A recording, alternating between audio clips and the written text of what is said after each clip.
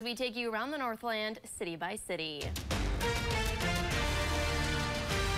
Let's start in Duluth, where the St. Louis County Historical Society is opening a new exhibit on historic photographs. The Views of Duluth is a free experience that features panoramas and photographs taken by notable Duluth photographers whose works highlight the establishments and architecture of the 1900s. From quiet streets and scenic overlooks to grand theaters and exciting recreational events, the Views of Duluth is located on the 4th floor gallery above the Great Hall of the Depot. It will be there now through August 31st. And now to Floodwood, where a family farm is being recognized. The University of Minnesota Farm Family Recognition Program honors farm families for their contributions to the agricultural industry and their communities. The St. Louis County's Farm Family of the Year goes to Mark and Kathy Bauman. They started their ranch in 1985 and are always willing to lend a hand with agricultural related activities and educational opportunities.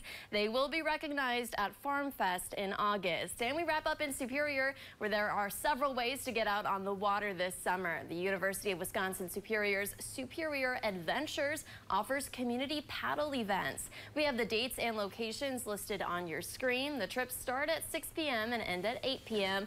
A $10 registration includes canoe or kayak rental package and a guide.